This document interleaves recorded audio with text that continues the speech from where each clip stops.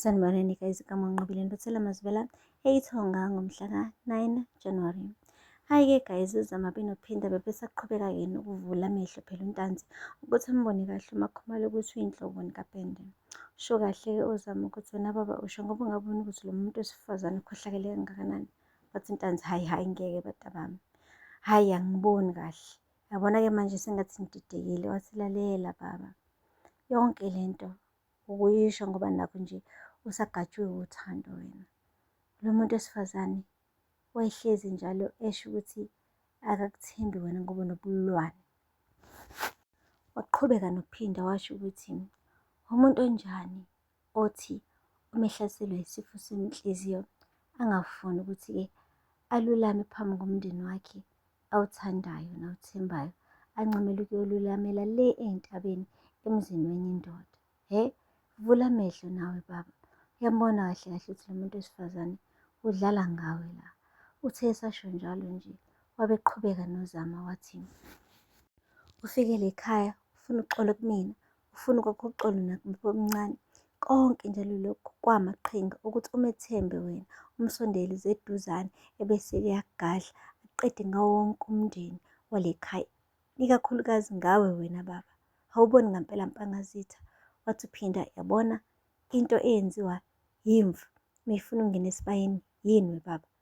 Angithi iqale imbathe isikhumba semvu kuqala ukuze ingene kahle esibayeni. Angithi lo muntu wesifazane kudala ekade ebona ukuthi-ke le khaya siqinile. Yingakho nje amane nje wafuna ukuthi aqala ayisondeze kuthina kuqala simethembe ebese sifakela lo shevu. Uthe suka lapho-ke wathi uNtanzi, uyazi mase nikhuluma kanje, lo muntu wesifazane wake washo ukuthi unengadi lapha emzini wakhe, ingadi iyona emnikeza ukuthula. Utshale ngisho ama-mushrooms ano-poison. Wathi kusho uZama, iwona kanye-ke lama-mushroom lawa esiwadlile no-poison. Uyazi umakade aqala ukupheka amabhodlela ekhaya akakaze nakanye anongokudla ngama-mushrooms. Asiwadli ama-mushroom le khaya, kodwa lokhu kudla ebekade sikudla bekunama-mushrooms. Hayibo guys, amehlo avuleka kuNtanzi kancane kancane, kodwa still enokungabaza. Uthe esuka lapho athi, hhayi kona ngiyanizwa, kodwa nansi into engididayo. Kwenzeka kanjani ukuthi-ke uMama Faith njengompheki webhodwe-ke ebese engaku-taste ukudla? Usiphakela kanjani ukudla engaku-taste-anga wena? Mfuze ngabe uyena ogule kuqala kunathina ngoba uyena umpheki waleli bhodwe.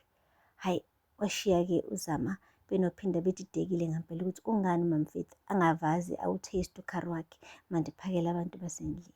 Guys, akupheli-ke lapho. Uthe suka lapho-ke uNtanzi wafonela-ke yena uMakhumalo embuza phela ukuthi ubuyela nini ekhaya, esho ukuthi ugajwa inkumbulo ngendlela emangalisayo. Lapho-ke uMakhumalo naye bekade ekhuluma ngale, ekhombisa phela ukuthi-ke unothando olungakanani for uNtanzi, esho nanokuthi naye uyafisa ukuba usebuyile ekhaya engalokhu esitakhile lapha nabantwana kuMagwaza. Lapho-ke usanele ubekwa kucabha ukuthi nje uMakhumalo akasabuyeli kuNtanzi ngoba ku-risk-i. Ubona sengathi uNtanzi uhlakaniphe kakhulu ukuthi angangabona uMakhumalo ukuthi uyena lo onesandla ekubulaweni kwamfowabo. Eyi guys, umane nje uNtanzi washo ukuthi hawu ngikaze ngakukhumbula phela-ke Mzilikazi. Wathi hhayi ngiyabuya ngizosheshe ngibuye. Wathi angisafuni ukuphinde ngiphile impilo ngaphandle kwakho. Yabona lesi sikhathi ungekho eduze kwami, lesi sikhathi ngisinyanya kabi. Angifuni siphinde sibuye empilweni lami leso sikhathi ukuthi ungabi khona eduze kwami. Hhayi washo-ke noMakhumalo ukuthi nami ngiyasinyanya kabi isikhathi la kade ungekho khona eduze kwami. Kanti girl akabuzanga elangeni. Njengoba ekhuluma nje kanje uNtanzi uqinisile. Angeke aze ahlale nje impela le koNtanzi engekho uMakhumalo eduze kwakhe bese iyaqiphotheka nje alinde. Uneplani-ke manje lokuthi-ke asheshe amvakashele le koMagwaza ngoba phela sengathi umzwangedwa obukade umbhuqabhuqa udlala ngaye. Guys, akupheli-ke lapho. uMakhumalo-ke bekade sayihlalele kamnandi emzini wakhe, uzwe nje ngumuntu ongqongqozayo emnyango. Hhayi, wahamba-ke wayovula ngokukhulu ukukhululeka emzini wakhe umethi nhla, hayibo nangu uNtanzi emnyango uphethe i-bunch of flowers guys. Kubona kahle ukuthi lezi mbali ziyabiza futhi zithengwe nje ngothando, uzokhombisa uthando olukhulu kabi kuMakhumalo uNtanzi njengokuletha lezi mbali. Uvulile-ke isicabha wathi hayibo kubekwa yini la, kubuza uMakhumalo. Wathi hawu angisakwazi ukuhlala ngaphandle kwakho, ngithe nje angeke ngikulethele nazi imbali. Wathi hawu besingekho kodwa isidingo sokuthi ufike impela usuka le kude kangaka uzongilethela imbali. Umane wasmayila uNtanzi. Wavula-ke isicabha kuMakhumalo, hhayi wamngenisa wahlala phansi uNtanzi.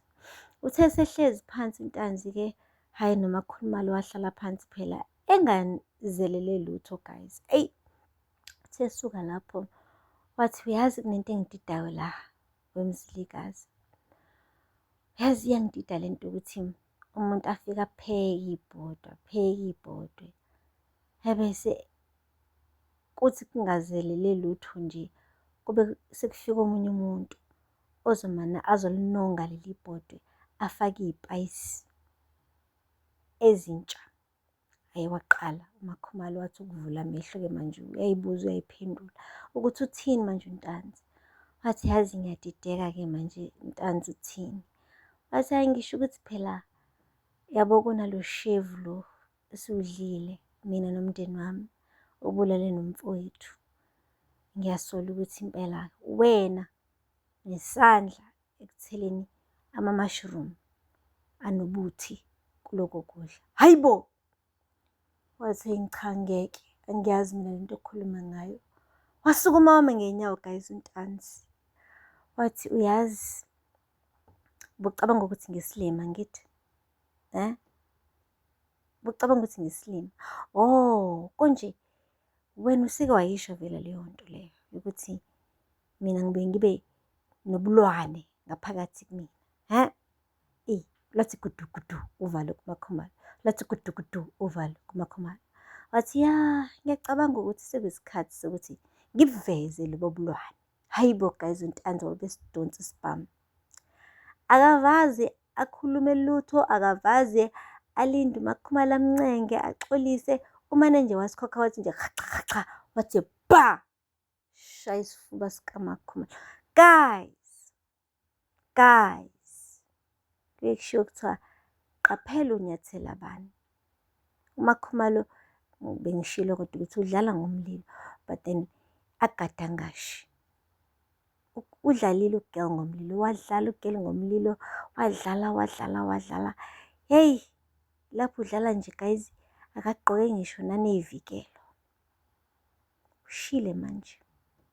Lapho nalo sanele wakhona bekade ethi musubuyela koNtanzi ngizokuvikela wena Mbulazi. Uphi manje? Kuze kufike uNtanzi emzini wakoMagwaza aqede ngoMakhumalo. Uphi uSanele? Uphi uNjinji?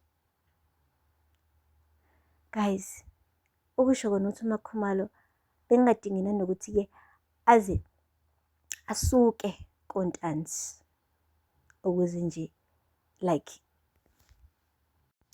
uNtanzi-ke angamtholi. Ngisho noma thiwa bebaleka guys eziya phesheya kwey'lwandle, uNtanzi bezomfuna azamthole like akukho ukucasha. Into nje uNtanzi abefuna ukuyazi iqiniso kuphela. Hhayi the rest-ke is history. Nangu umthole esecashele koMagwaza wamfikela impela emzini wakhe, wangena waqeda wadonsa isibhamu waqeda wamdubulela emzini wakhe. Imagine kube-ke besakoNtanzi. Kushuthi kahle kahle ubeyoze amhlinze guys, amshaye i-operation ahlukanise zonke iy'cubu ngaphakathi emzimbeni wakhe. But anyway, asithembe ukuthi nawe uNtanzi ngeke aze aphume ephila laphaya koMagwaza bazongenelela ubhuti bakhona bakhombise ukuthi nabo bamadoda. Guys, akuphela lapho-ke amazwibela namhlanje. Gazi yozala Nkumunye. Asithembe uNtanzi udubele eceleni cause uma edubule ngampela enyameni kushuthi kuyacaca ukuthi this week bekufihlwa uMduduzi, next week kuzobe kufihlwa uMakhumalo. Ningakhohlwa ukusubscribe and like and comment. Until next time.